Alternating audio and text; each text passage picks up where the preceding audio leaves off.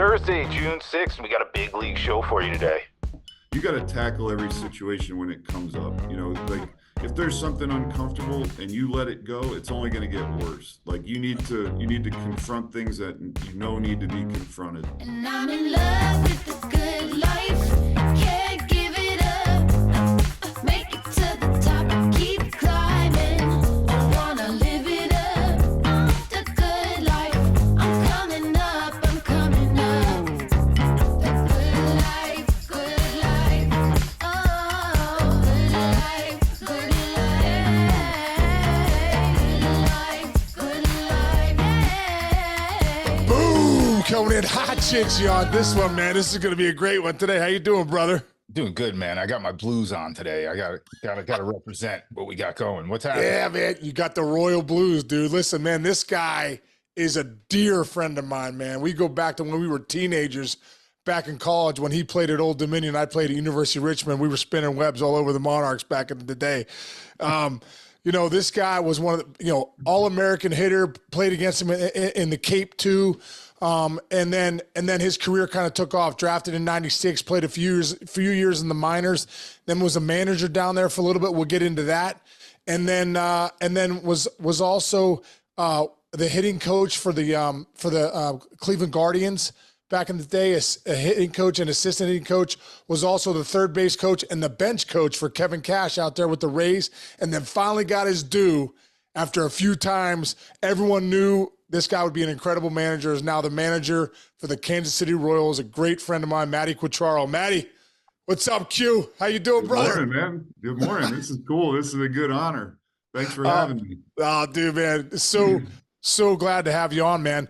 Dude, Q, it's just, dude, like I said, man, we go back to playing against each other in college and, the friendships that we've had and developed over the years. And when I was with the Yankees last year, getting back in the dugout, and I remember we played you guys at the end of the year, and I did have a moment, I think, looking over and seeing you and thinking, that is so cool, dude. Like, one of the best guys baseball's ever had is now a manager, in the dugout. Like, what's it been for you so far, brother? This being your second year managing, and how's it going?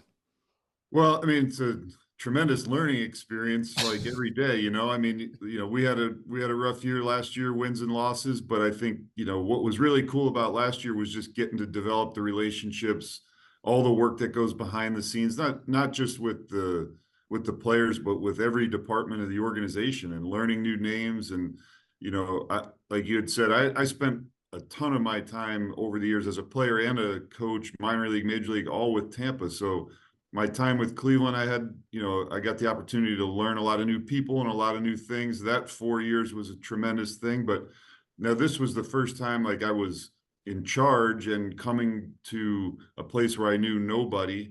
So every relationship was new. And to me, that was really invigorating because, people aren't coming to you with any preconceived notions and vice versa. And you can just start from scratch and figure out who everybody is and how they work. And so I've learned a lot. I've continued to learn a lot, but it's really fun, more so than anything. The competitiveness, that aspect of the game every night is really fun. And we have a really good group of guys that really make it fun to come to the yard every day. Matty, what about for you, as far as like being the manager? You've held so many different roles. You managed obviously in the minor leagues, but the big leagues is a different animal. Like, what's the role of the manager that was so different from maybe the hitting coach or the bench coach?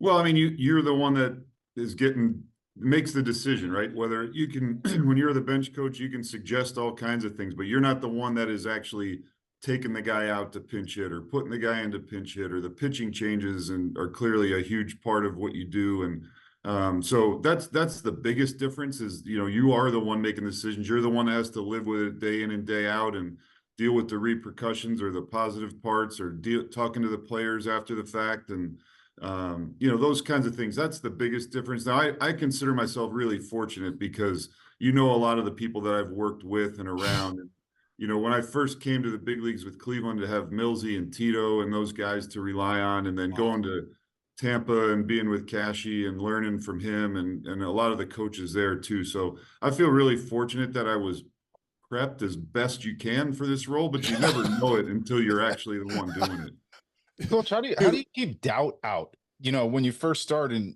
baseball is a game of failures. And okay, here I got this big opportunity, but it's not going the way I would hope at the very, very beginning. How do you focus and say, I am the person for this. I'm confident in myself. It's gonna work out.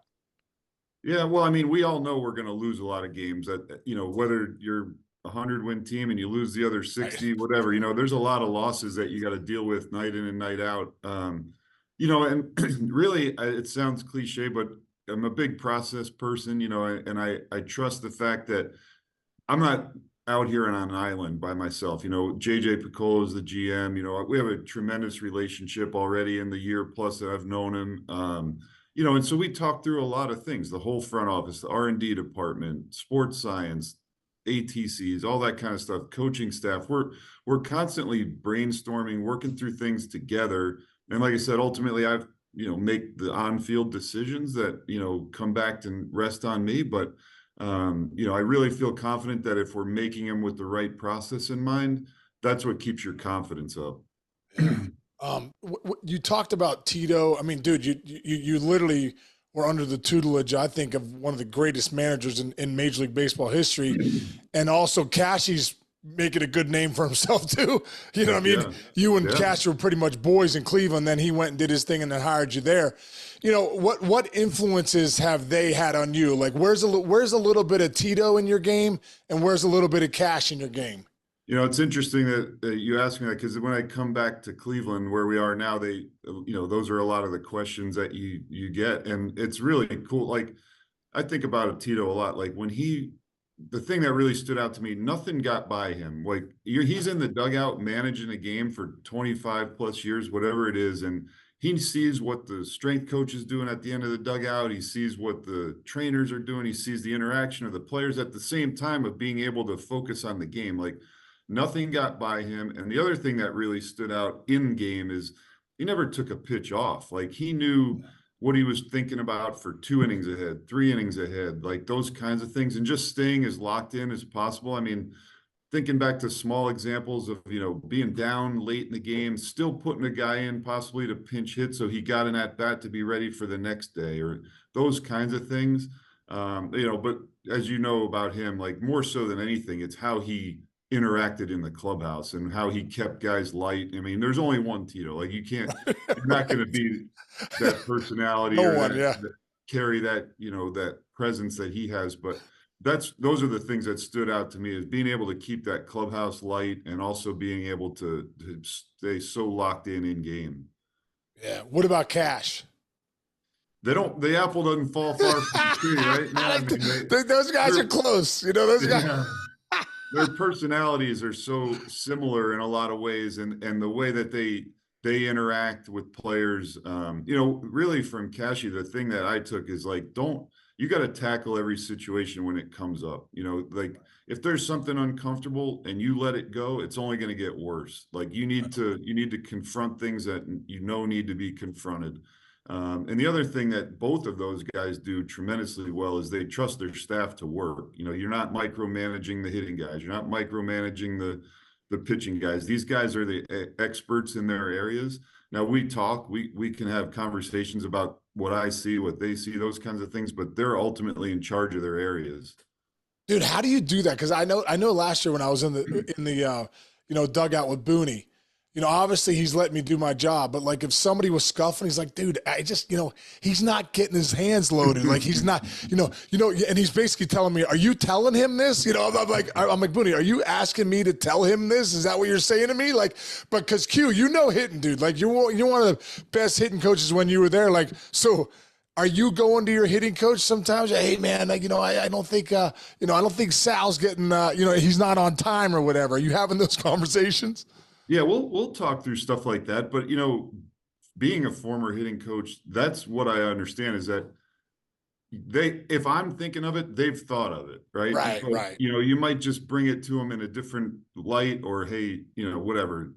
You guys, what drills are you doing? Maybe something pops into my head or pops into their head while we're having those conversations. And I've told them, And I ask a ton of questions just out of curiosity too, just like, what are you guys seeing? Like, how's his mentality? All those kinds of things. And, by no means is it constant. Like, I'm not breathing down their neck all the time, because I know as a hitting coach, like, everybody has an idea, right? Everybody thinks, oh, if he just did this, he'll hit. Well, we all know, like, That easy. It's that easy. yeah, it's not that easy, right? So, I have a ton of respect for that job and how hard it is. And the same goes for the pitching guys, because as you know, like, players come in every day with a different mindset. You don't know what they're bringing from home. You don't know what they're bringing from their agent, from their own private coach, like all that kind of stuff. And getting to communicate with those guys is sometimes not as easy as it seems.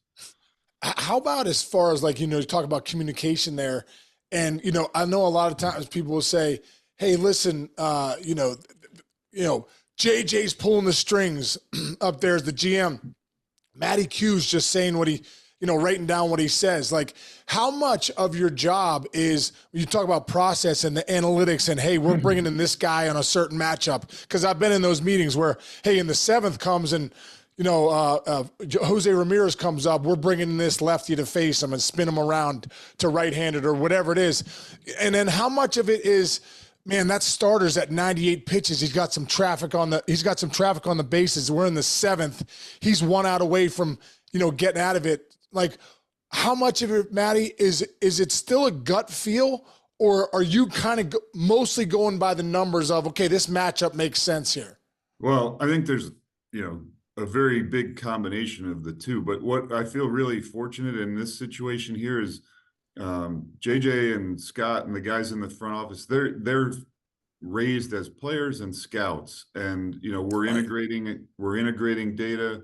We have a tremendous R&D department with Dr. Daniel Mack and a whole bunch of other people that work really hard. So every situation is going to be different, right? I mean, in our situation now, we have like, if you take our starting rotation, you have a Lugo who's a veteran guy, knows himself, knows how to get guys out different ways 3-4 times through the order. And then we have guys like an Alec Marsh that's got 5 months in the big leagues, and so we're going to treat those guys differently. And then you got to pay attention. You got to see, like, you talked about the traffic. How hard's the guy working? What's the night like? Is it super humid? Is he tired? Is he sucking wind? All that kind of stuff. Or who's rested in the pen? How many games in a row do we have? So we have all the information. We have all that kind of stuff, and by no means is it like, hey, he's coming out at this point every night. That is definitely not how we run things.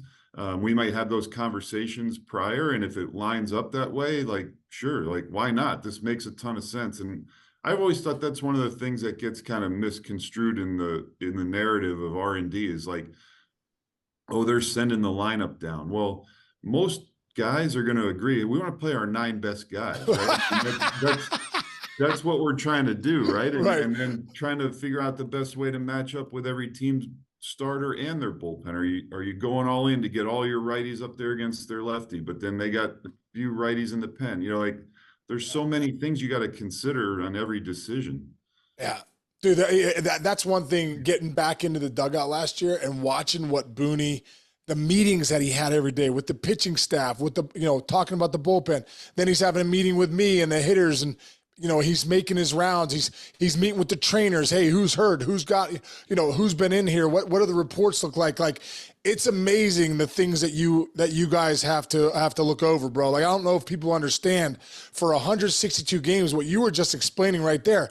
And I like what Cash said. Hey, take things as they come. Every night, every game is going to be a little different situation. So there is so much on your plate, and I appreciated it more when I was in the clubhouse and in the dugout. You guys, Matty, this year, man, have really, you're 33-28, second in the Central, have really played some great baseball.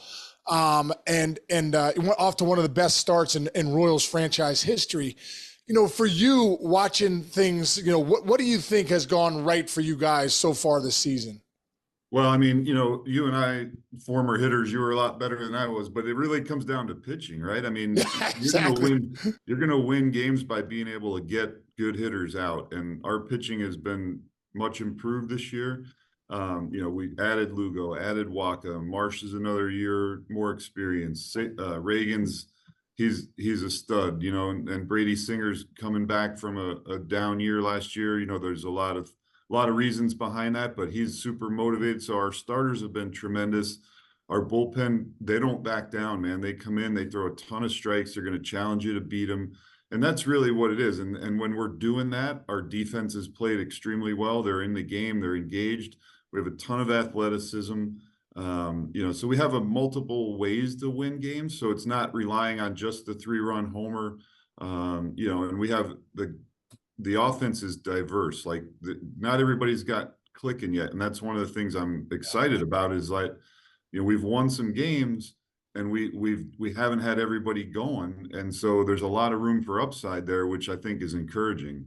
Yeah, your staff has been incredible. Obviously, Lugo probably had his first hiccup of the year. I mean, guy's been pretty much dominant all year long. Cole Reagans, we had Reagans and Singer over at MLB Network one morning for MLB Central. First off, two really impressive young kids, and second off, both studs too. I want to go to Brady Singer a little bit because I was reading something about, and we were even talking about it, how, you know, I think is he throwing his 4-seamer more? He's got 2 new pitches, but the way he's using them, you know, the way he's sequencing is a little bit different. And on the second part of that question is that what you guys are doing in the offseason, saying, okay, listen, he's having more success with this pitch. We think he should throw it 20% more than he threw it here and he'll have more success? Because that's what it seems like with Singer. Yeah. I mean, you know, his bread and butter is sinker slider, right? And right. You know, he's been around the league now for 4 years or whatever. Guys are familiar with how he pitches and all that kind of stuff. As you know, you get a scouting report on guys. It's you need to be able to go back and forth with hitters. You got to give them a different look. And adding the 4-seamer, you know, he by no means does he rely on it all the time, but he needs to show him a different look, right? Late in the count, a tough at bat, guys fouling off his sinker, elevate. You know, just it gives him a different look. And then the same with the slider, just giving him a little bit bigger one to go with the smaller one so he can get strike to ball a little bit more, get a little bit of chase, some weak contact, those kinds of things. Because, you know, with a guy with a sinker as good as his, if he's getting that early count contact, he's going to be able to go deeper into games and not have to work quite as hard to get through some innings. Yeah, and to your second point, yeah, the pitching department, it's not just off season. These guys are trying to make usage adjustments on the fly, you know, and you know, game to game, because every lineup you face is different, you know. And so today he's pitching against Cleveland and they have 9 lefties in there. So he's going to have to figure out how to navigate them. And then within that, every lefty is not the same, right? You might be a low ball hitter. You might be a guy that likes hit spin in the zone. So he's going to have to adjust within game and then game to game and as the season goes on. Second fewest homers given up. Okay, second fewest homers given up in the big leagues. The Kansas City Royals. Yeah, they're doing. No, that's what I mean. The pitching has been off the charts. Q, you know, talking about pitching right there. You know, and because it is funny. You wonder why the hitting. You know, some of the hitters, you know, I don't know exactly what it is. I mean, sometimes I think it's process over results too. I don't, you know, the thought process of it.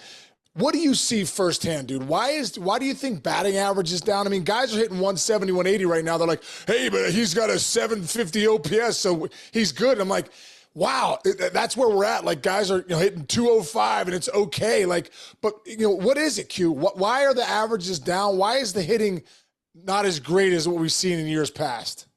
Well, there's a lot of things to think about. I mean, the defensive metrics have come so far as positioning.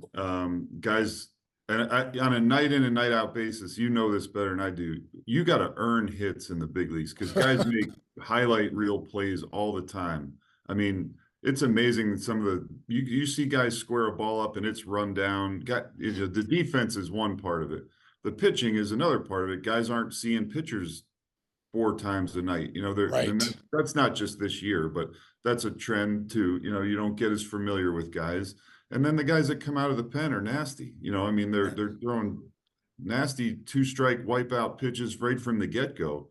But as far as the hitters go, I think one thing that we believe in and that we really preach to our guys is you can do all the training and all the drills and all that kind of stuff you want. You have to have that switch in your head that goes from training mode to competition mode in a heartbeat. So you can do whatever you want from, JJ says this all the time, you can do what you want for yourself from 1 to 6:30.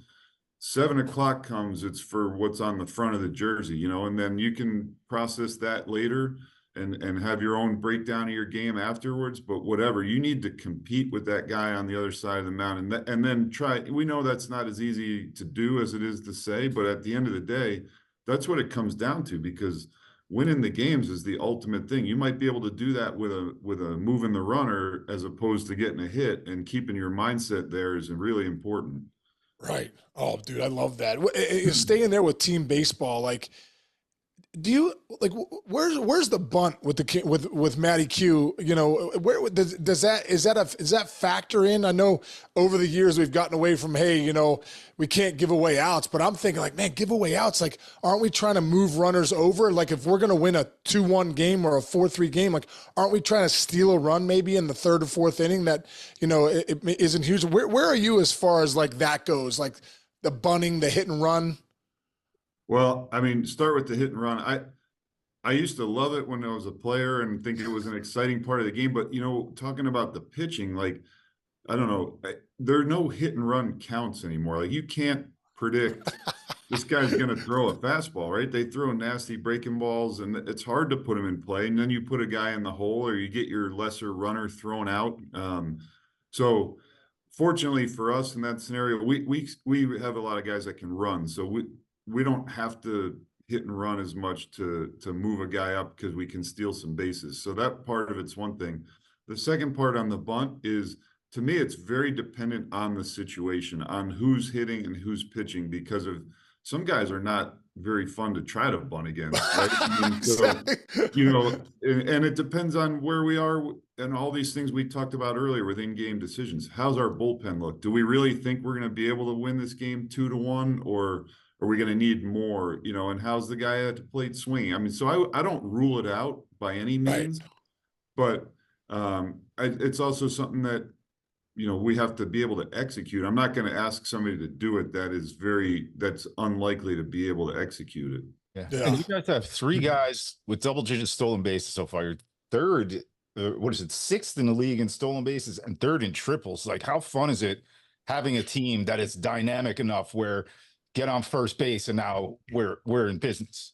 Yeah, we really try to do that, and as you know, our ballpark lends itself to hitting some triples. I mean, you get the ball down the lines there or in the gap, and it's go time for that. And anytime Bobby puts a ball in play, I'm thinking triple. Anytime Michael puts a ball in play, I'm thinking triple. Like, it's just it's a lot of fun to have those dynamic players and watch them. And the exciting part, like I touched on a little bit, is they're so young and they're so energetic that it makes it really inspiring to come watch them play every day and to be part of it. But yeah, the speed part is something that's exciting, because it's a way that when you're not swinging the bat, you got a chance. You just need that guy to get on somehow, and then you can manufacture something.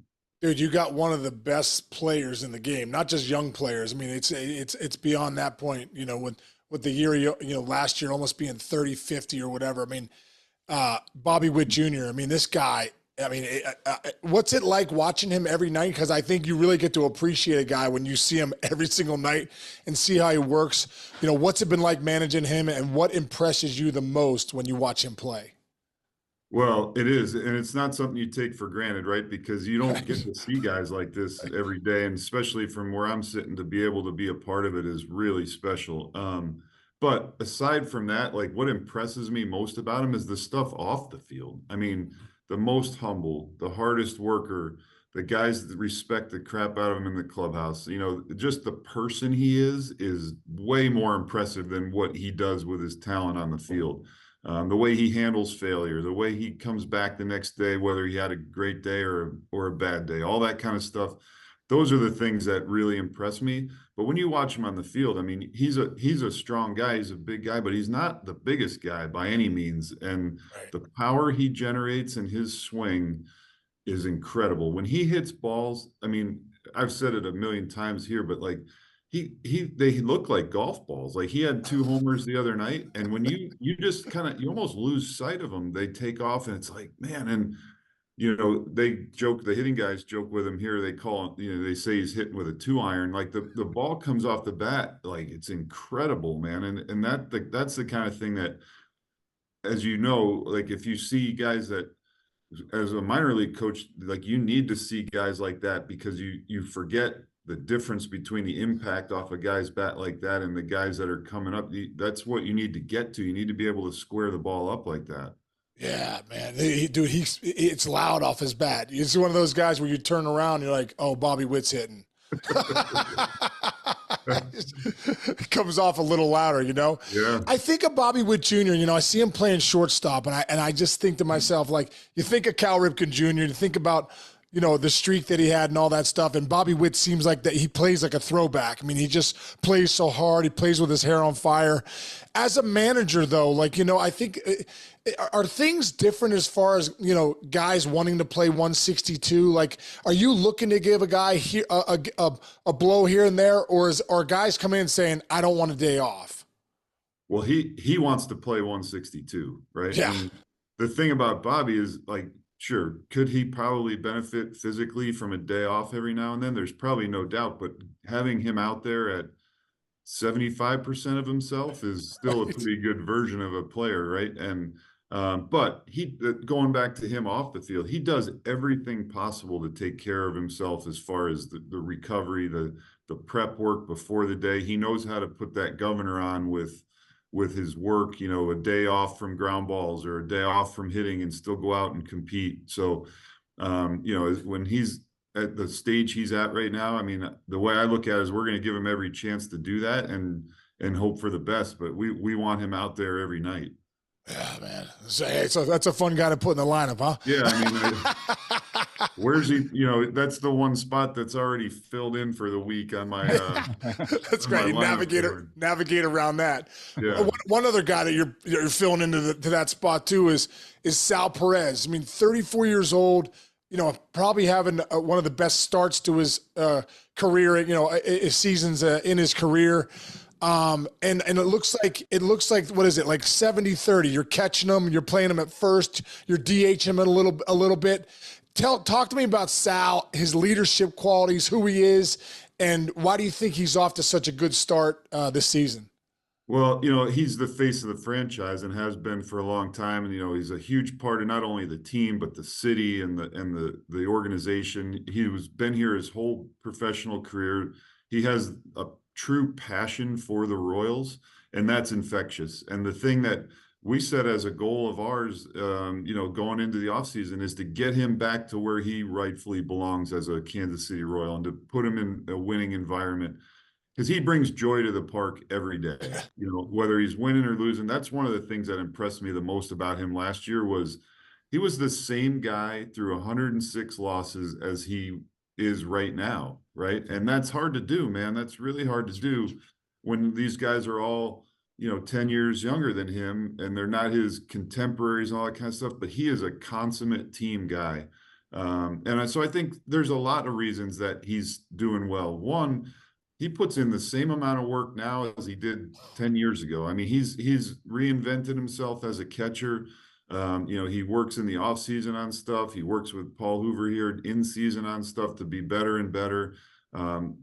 His willingness last year to play first was incredible, and he's good at it. We wouldn't just put him over there if he couldn't do it, right? So he's a good athlete. That's helping him some. I think the other part of it too is he's energized by being around good baseball, and he's part of a winning team. When you've probably seen it as a player, he comes up to the plate and the stadium, at home, the stadium is like, all right, this is our guy. Like, right, Bobby's getting into that territory, but right. Sal's revered in Kansas City. I mean, I've probably seen that hit in the wild card game played on the news like 6,000 times, but they just expect it from him, and it's fun, and he expects it from himself. I mean, he wants to keep playing. He's not by any means thinking he's almost done. He wants to keep playing. So, and the way he's going, I wouldn't put it past him. Yeah, and the Cooperstown, if he keeps playing this way too, Cooperstown, could be calling in a few years for the numbers he's put up, for the championships he's won, and hopefully, the championships he's going to win. I want to stay with Sal too, as far as this, because I thought this was fascinating for me last year when I was in the Yankees, on that staff with Tanner Swanson, our catching guy. I had so many questions about the catchers, and I know you know this because of the Rays, because I think they kind of started it when two things. You're moving the catcher up more to the hitter, trying to steal, and maybe you can explain that more of why you do that. And also obviously you work down to up now is a little differently, right? They're working down to up. But more catchers are getting hit than ever. You know what I mean? We saw Wilson Contreras for the Cardinals break his forearm. I've never seen that in my life on a swing. I've never seen it. And the reason I knew it because I know that they're pushing guys up and trying to steal it. And I saw that Sal's framing is a lot better now that he's moving up. But can you just explain that? What is that? And also, too, catchers setting up down the middle. Back when we're coming up, bro, it's like get outside the corner, get off the plate. It just looks like, especially, and you guys do this too, Sal's setting up down the middle. And, is that just because you want to let the pitchers work? So help me out, Q, man. Tell me what's going on with the catchers. I'm still a little confused.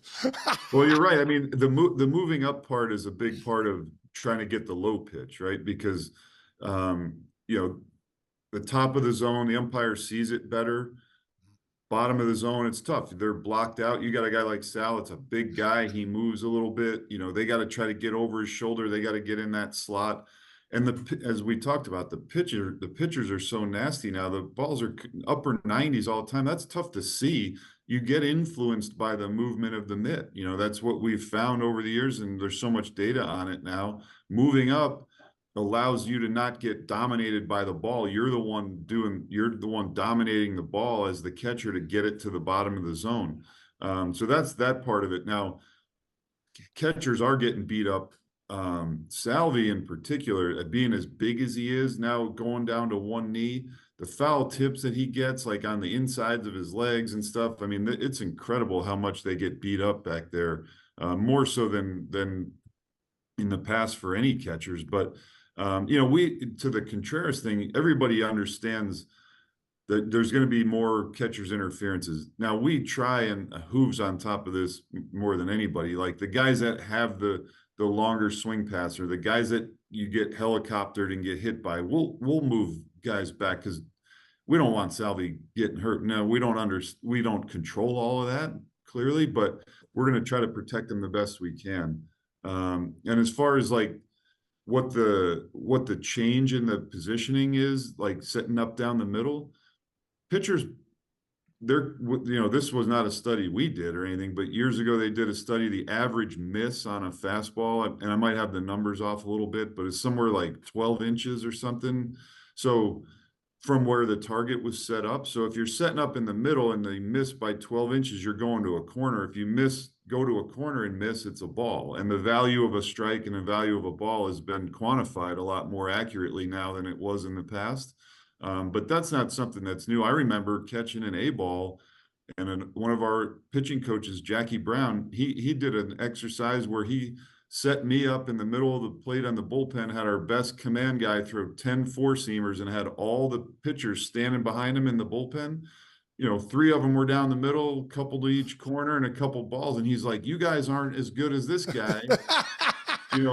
Aim for the big part of the plate because you got to get ahead. If you're picking and you get behind good hitters, you're in trouble.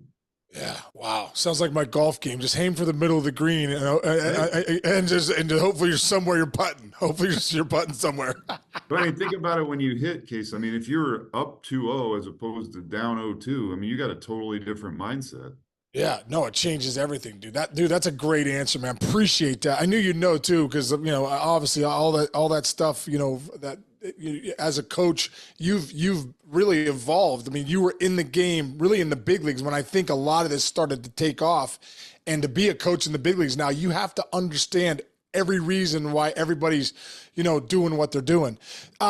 Staying with the series right now against Cleveland. I thought it was, I read the story was that you were Stephen Vogt, who's the manager of the Guardians now. You were his first manager in pro ball. That is, first off, that's incredible. And second off, man, like what's Voter like? And what was that experience like for you? And how funny is it for you guys now to be managing against each other? Yeah, it is crazy, isn't it? I mean, and when I think about that, the first thing that comes to mind is that was 17 years ago. So I know, dude. Time flies, bro. man. No, but when, he was one of those guys that instantly you gravitated towards as a player, his drive, his, the ability to take in information, want to get better, want to improve. He's just one of those guys you wanted to help, and, now back then it was just a manager and a hitting coach. You had a pitching coach, but now the staffs are bigger. So I had a lot more interaction with the whole team as a minor league manager. Then, I did the catching, helped with the outfield or the infield, whatever it was that particular year. So, but he was just one of those guys that you just gravitated towards. And I was fortunate. I had him in 07 and 08. And then just was a fan of his more than anything else as a player. As he went up through the Rays organization, you know how it is. You get guys in the minor leagues that you see get to the big leagues. It's like, that's it, man. That's why you're a coach. That's what you're trying to do, is help these guys get to the big leagues. And you're so happy for them and their families, and, getting to know his wife and kids over the years. And, like the relationship I've felt with him is more like, a friend or than a coach player relationship. And then just being a fan of his over the years as watching him play for so many big league teams, you just pull for the guy, and doesn't surprise me that he's doing well. Doesn't surprise me that the people in Cleveland love him. Just one of those guys that you pull for, except for today.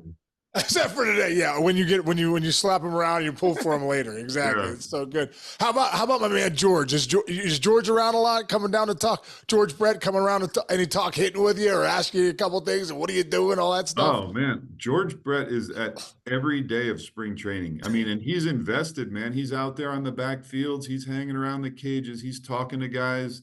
And nobody bleeds royal blue more than George. Like he embodies the franchise. I love having him around, man. He doesn't come down as much as I would like in season. He comes to almost every game, but he doesn't come in the clubhouse as much as I would like. But his personality, it's infectious, man. It's something that you want around, his honesty, he'll ask questions. He'll say, what do we got here, man? But that's the kind of stuff that I really appreciate, and it's not something you take for granted to have a Hall of Famer around your clubhouse on a regular basis. Yeah, George. Yeah, to be able to pick his brain and have him around, especially talking hitting, one of my favorite people in the game. And Matty, you're one of my favorite people in the game, dude. I'm so grateful for our friendship over these years, man. I'm pulling for you so hard. And just appreciate your time today, dude. Good luck today against the Guardians, and dude, best of luck the rest of the way, dude. Keep it going. You guys are having a great year, and Chinch and I are all in on the Royals, man. All right, man. I appreciate you having me. This was fun. Thanks, Case. All right, brother. Thanks. Thanks, Q. Appreciate it, man.